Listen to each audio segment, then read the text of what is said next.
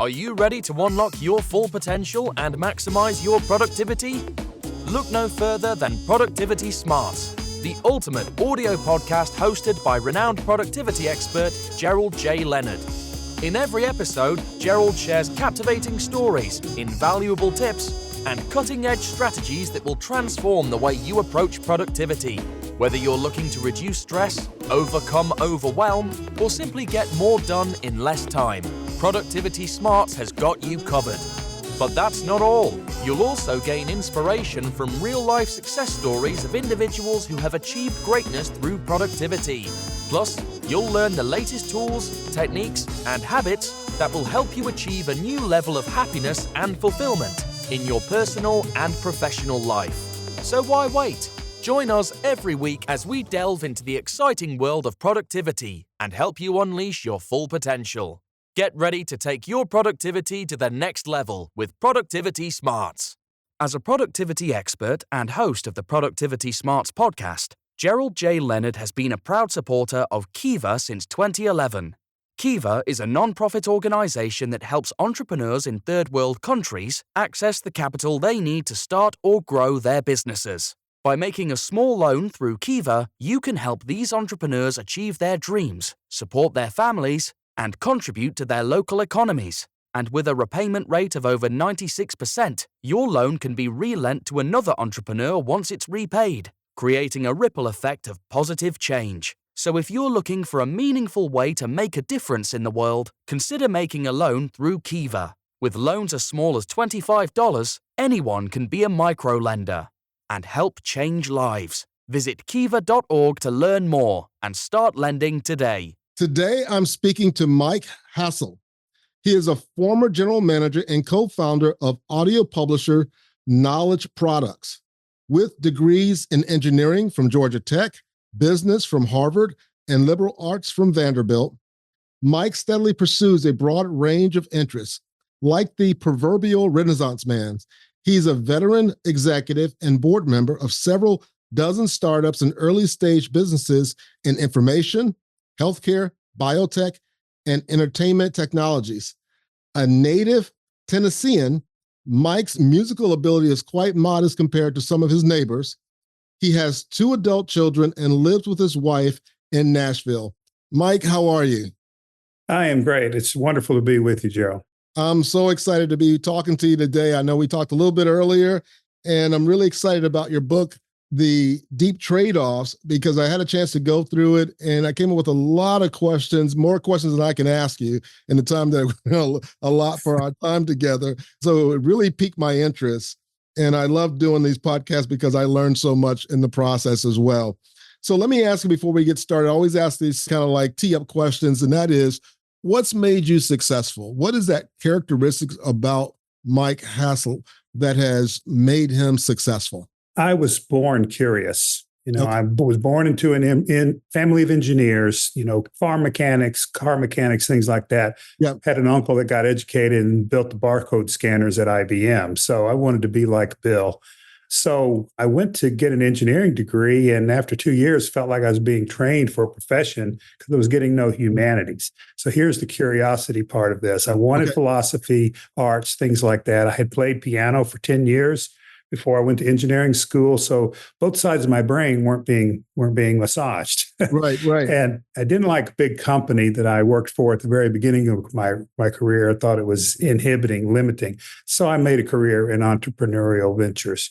And so the second ingredient, I would say, beyond curiosity, is just willing to try things and take a risk. And if it doesn't work, abandon it and go do something else. But you don't know until you're going to try. And I've tried lots of things. I've failed plenty of times, but it's the way I want to live. Exactly. And when I think about the word failure, obviously it's a verb, and I know that you know that, but it's really a stepping stone. It's kind of like the light bulbs, the Thomas Edison. That's where I'm going with this. So Thomas Edison is like, it took him 10,000 mistakes before he found the right way, but it was basically, he found 10,000 ways it wouldn't work. And sometimes we just have to keep trying things until we figure out the right method. And so we have to be persistent, determined, and, as you say, curious, which I think is an amazing trait to have. Yes. There's a similar story about an IBM executive who made $1 million mistake. He thought he was going to get fired, and they went in to get fired, and the guy, he expressed that, and the guy said, "No, I just spent $1 million educating you. Why would I waste it?" Exactly. Our mistakes are an education and we're paying dearly for them, but they're going to help us. If we use them as stepping stones, they're going to help us reach higher heights. So let me ask you this, in the areas that you focus on, and again, we're talking about deep trade-offs today, what do you think is poorly understood in this area? I would sum it up by saying that people think that there is a right answer. And they're going to fight over what the right answer is. I've got an answer, you've got a different one. If they conflict, one must be wrong. Right. And it's just not true. And deep trade-offs basically is an elaborated version of this insight I had at middle age 40, that moral problems in particular have separate values that are each true, but they're in conflict. It's not that one is right and the other is wrong. They're incompatible. Right. And so, have in mind things like striving and peace. That's chapter 1 in my book. Right. We all say we're peaceful, but we're struggling for things. And it's not peaceful to struggle. We don't give up the things that we want to happen. Right. And we struggle for them and we step on toes. Right. So we think we want both, and we do. But there's neither one that's right. And you just expand this, you keep going at it, and you realize every value has a rival or a competitor, right, including truth. We all think truth is the ultimate value. No, we mostly would rather survive. And most of us would lie in order to survive. Right. And so it's this, it's this idea that every value has a rival or competitor that underlies the notion of deep trade-offs. Gotcha. That's an interesting way to look. It's a paradigm shift, right? Because you're now saying, okay, when you hear arguments, in society, in politics, in business, in music, geographical or whatever, culturally, racially or whatever, one way is not wrong. It's just opposite of the other way. And it's figuring out, how do you create that balance? And I think that's what creates so much tension in the world, is that most of us are, and I'll just use the word ignorant, most of us are unschooled on how to bridge that gap, right? Yes. We're schooled on how to bridge that gap, which creates a lot of tension. But if we can expand our thinking, right? I know as I'm growing and learning and interviewing all these great experts on my show, it's expanding my thinking, and I'm beginning able to embrace different thought patterns or processes or ways of thinking that are totally different than mine. And not that I'm in total agreement with them all the time, but I'm becoming more tolerant and understanding because I'm expanding my knowledge base, if you will. A disagreement is inevitable. We should not think of it as a problem that shouldn't exist. It has to exist, especially among free people. Right. But even among dominated people, they have different ideas. You see this in our families, with our kids, with the people that we love the most. Yeah. And so it's misplaced to think that a conflict means something's wrong. Right. Exactly. One of my favorite ways of illustrating this is to ask the question, what is the meaning of life? I ask you that. That's really hard. We might fight for days over what the answer is. The simple way to get around that is to say, where do you find meaning in your life? Well, there's probably a bunch of places. There's not just one answer. Back to my point of these rivalries, right? And it's very clear that what you regard as a meaning may not be what I find most meaningful, and that's okay. So there's a pluralism, a diversity, a whole world of possibility that can coexist if we just kind of get away from this idea that if I say black and you say white, one of us has got to be right. Exactly. Now, before we dive into your book, because again, that's where I'm going with this, I have this question because you're a kindred spirit as a musician, right? Yes. That you studied music. And so my question is, because you studied music early and you talked about the right brain, left brain, that you wanted to be stimulated by that. And music does that, right? Because you're playing music and you're reading music, and the right and left brain are totally being integrated when you're doing music of any kind. Yes. How did being a musician, a piano player as a kid growing up, how did that affect your thinking about business? Or did it? Did it play any role in it? Did you see it coming into play that, I remember doing this in music. Wow, could that be done over there in business? I like to think of this in terms of thinking or feeling. Okay. These different parts of our brain. Some people separate into the left and right brain. It's a little bit of a debunked biological idea. Our brains are not that neatly divided, but we do have a subconscious brain and a conscious rational forebrain. Right. And one of my favorite psychologists, Jonathan Haidt, talks about this as being like an elephant with a rider on it, where the elephant is the subconscious brain and the rider is the rational brain. It's trying to guide the subconscious and sometimes succeeds, but a lot of times that elephant's going to go where it wants to go. And according to him, I don't know how he measures this, but he says, 80% of our mental activity is subconscious. Yes. So, intuition. Yeah.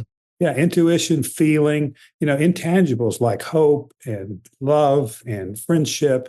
You're not going to get much data on those. Right. Try to use science to solve problems like that, or use science to express music is going to be a little bit limited. Yes, I agree. But we have this marvelous subconscious ability, this intuition that I think comes to the fore in music.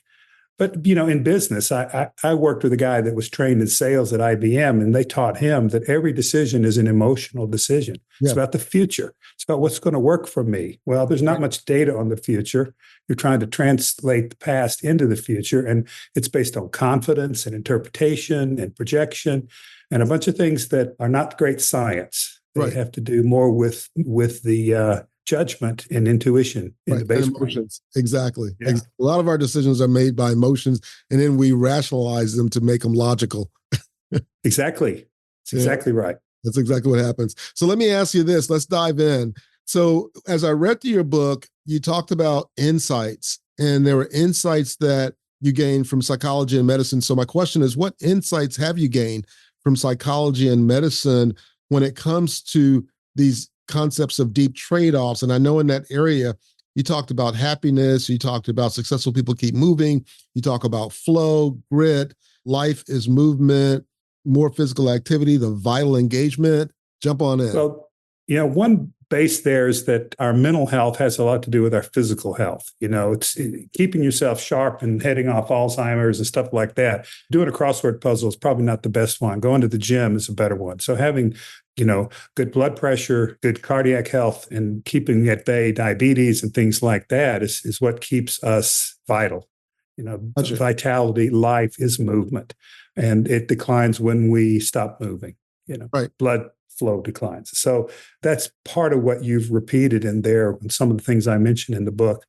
A lot of the rest of these have to do with attitude. Grit is an attitude that if I stick with it long enough and repeat it enough times, I will learn how to do it, like Edison did with the light bulb. Right. Whether it's 1,000 or 10,000 failures, he just kept at it. Right. In my book, the contrast is going to an Arctic beach for the 10,000th time is probably not going to get a different result. You're still going to freeze. So logic is not going to help determine which one of those to rely on, right? So psychologists help us understand what's happening in our head that we're not aware of. And one of them that really compels me is the idea that we believe what we want to be true. Yes. And we think we're impartial, we're rational, we're looking at the evidence, and we're making a judicious decision based on the evidence. But no, we've already have our convictions about the way things are and the way they should be, and we interpret evidence in order to further that. Right. And I was speaking to someone yesterday in an interview, and we talked about something that he wrote in his book called the perspective prism. And it's basically the lens in which we see the world, right? And if that perspective prism or that set of thinking models that we have isn't modified or changed, then everything comes in and then goes through that perspective prism, and then out comes our perspective of what's going on, but it's usually bent towards what we want to have happen and what we believe more than the truth is. Yeah. And our particular experiences of the world, whether people are hostile or kind. Right. There's this Indian parable about people feeling an elephant. One feels a tusk, one feels a tail, and one feels the leg like a tree trunk. And they're all feeling a greater reality, but they don't see a greater reality, right? So we each have this little frame that we see the world through based on our own experiences. Exactly. And, as I say in the book, think about your convictions and how confident you are about them. And if you answer 100%, it's a bad answer. There's no room for improvement. And the only people that can improve are either perfect or dead. Exactly. Gerald, I think you're probably not perfect, and I know you're not dead. Yeah.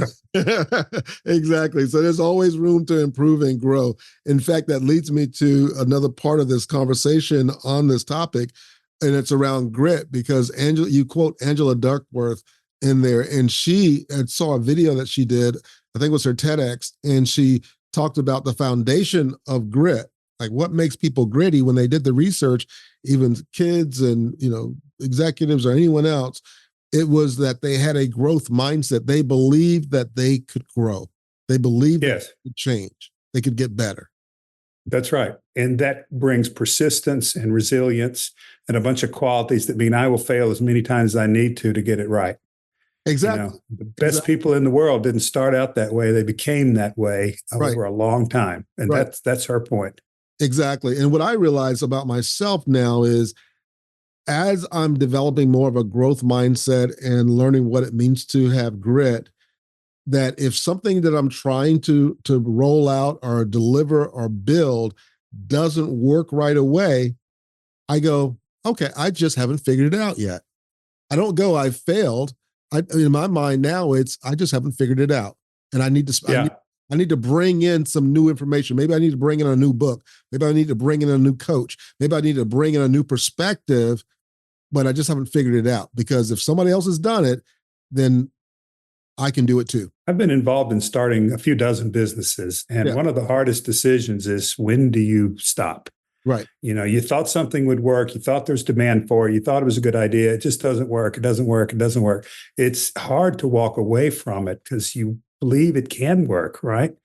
And maybe it could, but you can't keep going on forever. And so, one side of this is, I just got to keep trying. I'm going to get it eventually. And the other one is, maybe I should try harder at something else. And that's one of the hardest things. It is. And I think that has to be a gut decision that we make individually as we're pursuing whatever that we're pursuing. But, again, we look at Thomas Edison and go, well, what if he had stopped at 9,999? Exactly. We'd still be walking around with candles. One of my favorite stories about Angela Duckworth, and I write it in my book, is that she asked her father one time, "Are you happy?" All of us want to be happy. We want our families to be happy. He said, "No, why would I want to be happy? I want to be successful." Now think about that, and think about what it means in terms of creating her desire to understand grit and determination and what makes people successful. He was aware that being successful a lot of times involves a grind, doing things you don't like, doing things that hurt, doing things that get you rejected. But you endure that in order to be successful. And as David Brooks says, what we admire most about people is generally not their pleasures and their beauty. It's their endurance and their resilience and their ability to do something in the face of hardship. Exactly. That's so peace and striving. That's why I end up with the first chapter about peace and striving. That's the point. Gotcha. If you're going to strive, it's going to hurt. Exactly. So here's another question for you. You talk about living authentically. So my question is, why is living authentically important based on your research? Because everybody talks right now, it's like, oh, I want to be authentic. What does that actually mean? And why is that really important? There is a lady that wrote, it was a hospice worker, I think. She cared for people at end stages of life, and she wrote a book, The Top 5 Regrets of the Dying. And it's pretty clear from the 5 things that people say that what they regret is not living the way they wanted to. Right. Trying to please other people and prioritizing work because they thought that's what they needed to do instead of family. We all have heard that one. Yeah. But a lot of it is omissions, things that they wish they had done that they didn't, not the things that they made a mistake on. So that's pretty persuasive to me. Yeah. But there's a counterpart to this in that there's a guy at Harvard who's written a book, I think it's called The Path, about his course. One of the most popular ones there, it's about Chinese idea that there is no authentic self, that we're more like kaleidoscopes. And I'm different with you on this podcast than I will be with my wife when I leave and go have dinner. Yeah. I'm different with you than I am with my nemesis down the road who annoys me every day. Right. I'm vamping on, imagining this, but we're just different in different situations. And authenticity suggests that there's one true, genuine self. And the Chinese attitude would challenge that. That's really interesting. And that's very true as well. And we change over time. Yes, Yeah. we do change over time, and we change based on the circumstances that we're in. Yes. We're a lot more like chameleons in some ways, and I guess we could be authentic chameleons, but that's another story. That's maybe for another podcast. Yeah, right. But when you talked about the omissions, I did capture or see that part, and it stood out to me. And what I wrote down was that someone would say, well, I should have lived true to my dreams, or I should have prioritized my family, or I should have expressed my true feelings, or I should have nourished better relationships or friendships, or I should have grasped for what truly was gratifying for me. That was a lot of what you wrote in the book regarding people who were on their deathbed, and they had regrets, right? Those were they regretted. That they didn't do that. Yeah. Exactly. So I thought that was really, really powerful. So another thing that came out as I was going through it and I saw is this idea of is versus ought. And so my question is, what do you mean by is versus ought? This is chapter 2 about the tension between ideals and reality. Okay. And so a lot of our tensions and our fights and our polarization is over different ideas about the way the world should be. Some people think it should be more equal. Some people think it should be more freedom. Right. Well, those two don't go together. The more freedom there is, the more different we're going to be. Right. And the more different outcomes we're going to have. So what does equality mean in a free society? It doesn't mean the same status. It means something else. And so James Baldwin is a novelist, I think is where that phrase comes from. He said, we are cruelly caught between is and ought. The way we live and the way we want things to be is not the same. Right. And so we strive to make things better for ourselves and for our children and et cetera. And the point is, we cannot make it perfect or beautiful. I start the chapter with stories of utopias that failed. Every utopia that's ever been tried has failed. Right. And they all chalk up to the same reason, is diversity and of people. Right. We're different. And so if you don't have a market system, you end up with people that are doing the farm work and other people that are reading poetry, and they all have the same appetite. That's basically what one of the guys said about a utopia in Indiana. Right. So the point here is that ideals are tremendously powerful, hope and all of that. They're motivating. But if we confuse those things with reality, we're in for a lot of disappointment and forgiveness. Yes, that makes sense. That makes a lot of sense. And then you talked about affirming. And so my question there was, why do we tend to affirm what we already believe? Oh, this is a great one. One of my favorite psychologists is Jonathan Haidt, Haidt, and he has written, I think he's most famous for The Righteous Mind, about the different moral commitments that left and right have. Okay. And you can trace their political differences to these different priorities in their moral values. But he also wrote a book called The Happiness Hypothesis. Okay. And he looks back at a lot of different traditions, Confucianism, et cetera, about how did people understand happiness. And, I guess the distillation of all that is that there's a lot of unarticulated things going on in our subconscious. Back to the elephant. He's the same guy that came up with the elephant and the rational brain.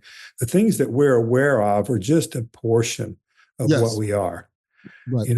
And so there's a lot of techniques for trying to shape the subconscious, breathing and meditation and things like that. But we live in a thinking world. Yes. Right. And you're never going to think your way toward getting a better batting average. The ball's coming at you too fast. Right. You're probably not going to think your way toward doing a better solo. Right. You're going to feel your way toward it. Exactly.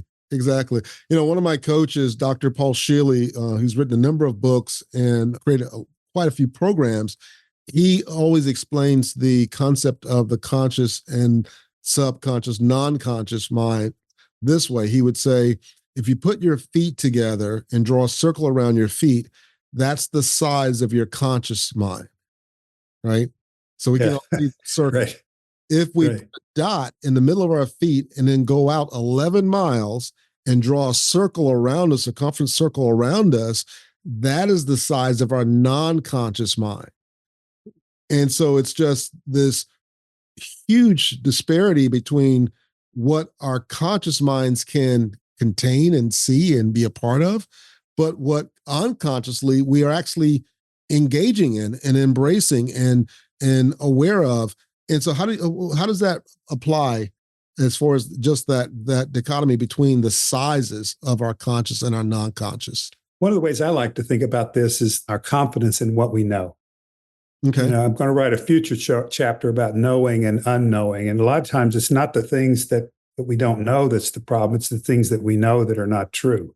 Right. Right. And coming to terms with, as Socrates did, with, the intelligent person really is aware of how much he doesn't know and how uncertain things are.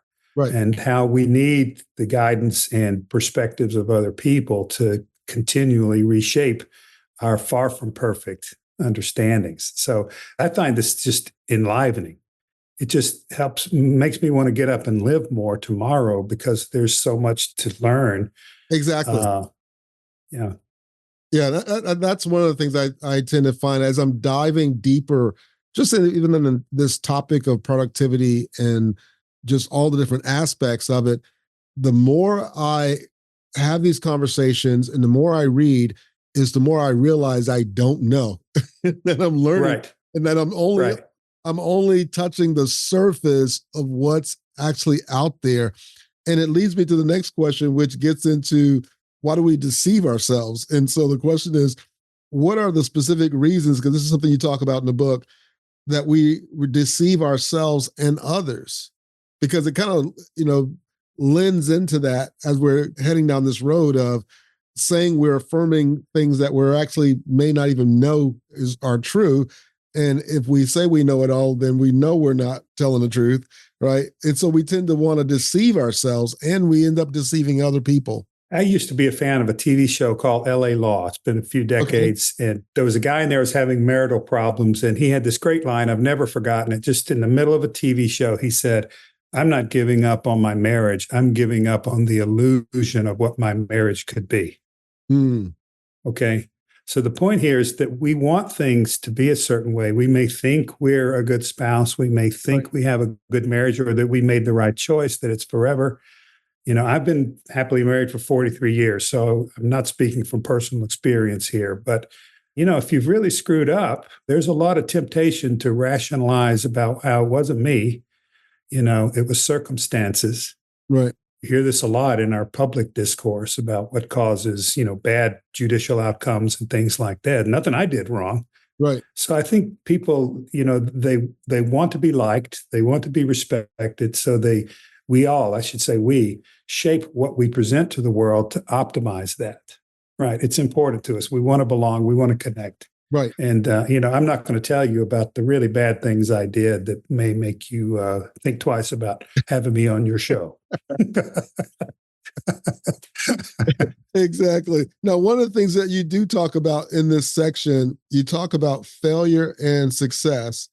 And then in the process of talking about failure and success, I have an arrow drawn down to insanity and persistence, right? Because I think we kind of talked about that a little bit earlier, was just the idea that when is the right time to give up on something or to quit something. That's right. And we know that if we keep doing certain things a certain way, then that's insanity, because we're never going to get a different result if we keep doing them. But yet at the same time, we need to be persistent. And to me, persistence is pursuing a goal, but now looking at different ways. And to me, one of the best examples, I grew up in Lakeland, Florida, near, I guess, let's say an hour or two from Cape Canaveral. As a kid, I never went on a field trip. I'll put it that way. I never went on a field trip that took me over there. But as an adult, I did go. And I remember sitting in one of the little displays or shows where they talked about the Apollo 13 and how persistent, because it wasn't Apollo 13, it was Apollo 1 that first started. And then they failed like 12 times, like billions of dollar failures. Yes. But every single one of those, they would bring in a new team, they would learn, they would do an after action review, and they just stayed persistent until they figured it out. And so when I see what you're talking about here, that's what came to mind for me, right? Is that persistence is, I have a goal and I know I can reach it, and I'm going to bring in the best minds that I can afford or bring around me to help me pursue this.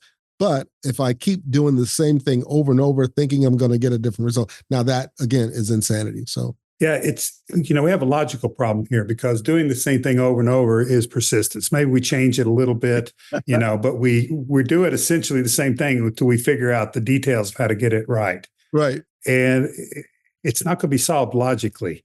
It's just like my middle-age aha moment. I'm not going to solve this moral problem by applying my scientific education. I was educated as an electrical engineer. Right. There's no formula or algorithm or structured decision process that's going to help me make a decision about euthanasia. Right. Yeah. A lot of these moral problems. So what you're describing is going to be solved by, persistence and judiciousness and insight and a lot of things that really aren't data. Right. Exactly. Well, I have two more questions for you. Our time is going by pretty quickly here, and I'm enjoying this conversation. And the last two questions are, one, what is the difference between correspondence and coherence? Because you talk about correspondence or coherence, and what's your definition of them, and what's the difference between them? So this is in the discussion of honesty and deception. We all think we are honest, and that's our highest value. Right. We deceive ourselves a lot for the reasons we've touched on, some of which we've touched on here. In philosophy, in researching this, what I discovered is that philosophers differentiate between corresponding truth and coherent truth. Science is what we're taught in school about the correspondence between a theory and the fact. Right. A good theory accurately describes reality that's found in experiments and repeatable experiments, right? That's corresponding truth. But a lot of times you don't have evidence to work with. Think about God or friendship or love or hope or dozens of these kind of mental states that meaning that provide probably some of our most cherished experiences and thoughts and feelings. They are not going to be reached by data. Okay, so basically coherence is what works there. You fit together a number of beliefs and understandings that make the world make sense to you. It does it one way for a Muslim in Pakistan. It does it a different way for an Orthodox Greek Christian than for a Protestant, evangelical in the American South. Then you just keep going. These are coherent systems of thought that make sense to the people that believe them. Yes. And here again, why do we believe what we believe? Because we've concluded that that's coherent and it makes sense and it's the way to live. And we don't abandon those commitments readily. Right. And that becomes our paradigm or our perspective of how we see the world. And we see the world through that. And that's, it makes it clear why an event can happen and two people staying there shoulder to shoulder looking at the event walk away with a different meaning of the event. Yes. And I think one of the most important takeaways from this is that people are not shoved into change. They're loved into it. Relationships come first. If you want to change somebody, including yourself, have a loving relationship with somebody you trust and will listen to. A hostile attack that tells you why you're wrong and why you should do things the way that guy says is never going to work. We're touching on this. We're already committed and convicted about the things we believe are true. And it's just not going to change unless there is a trusting and loving relationship that helps us see maybe a little bit different way. Yeah, that's a very powerful statement that we have to love people into changing, right? Yes. Relationships come first. Yeah, exactly. You and I disagree. Let's go have a beer and get to like one another. And then, maybe I'll think, Gerald's got a point here and I need to do something different. Exactly. And I think that has such an impact on all that we're seeing around the world and even in our own country at times, why it's so difficult to create that harmony, right? Because if we're not starting with relationships first, but we're just starting with our perspectives and our arguments, then we're never going to move the ball. We're never going to move the line or move things forward. That's right. It's going to be a battle back and forth, not until we create that bridge through the relationships where we can connect from that perspective. So the last I used to tell people that I hired for my businesses that, look, if we always agree, then everyone except one of us is redundant. Exactly. I don't need you, right? So I need your disagreement and I need your honesty to tell me Right. The other thing I was thinking about, I know you're interested in productivity and efficiency and things like that. And one of the big career lessons I learned is about decision-making style, because I'm very judgmental. My wife and I both like to make quick judgments and move on. Right. Our daughter is the opposite. She just wants to keep gathering data because she might learn something new. And there's a reason to do either one of those. But what I learned is that you differentiate between reversible decisions and irreversible ones. The reversible ones you can make quickly and then change it if it's not working. Right. Right. Irreversible ones, like having children, things like that, you might be a little slower and take in a little more information, maybe a lot more information. But I said that to my producer in this audio production business I had. It's just like the scales had fallen from her eyes, because she's always struggling about when to make a decision. Right. And I said, just make two boxes. One is reversible and the other one, and it really helps. Yes. That's a good idea. That's a good idea. And the last question I have is, in the book, you talk about theories are stories. And that just jumped out at me off the page, that theories are stories, because as human beings, we thrive on stories. We pay billions of dollars for stories. And every day we tell ourselves stories about every event that happens in our lives. We put a story to it.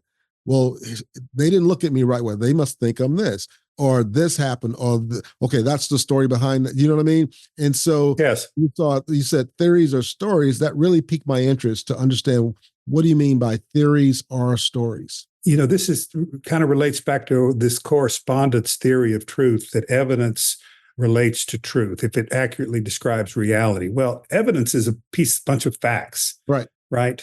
And they don't have a lot of meaning unless they're put together in some kind of coherent way that tells us, oh, yeah, this is the way things work. Right. And so you make a story out of the facts in the way that they relate to one another. And then you change the story when that doesn't work anymore. Isaac Newton discovered gravity. It works great at the scale of the things we see on Earth. It works poorly at the cosmological scale. Right. In the Hubble and all of that kind of stuff. Einstein had new laws for that realm.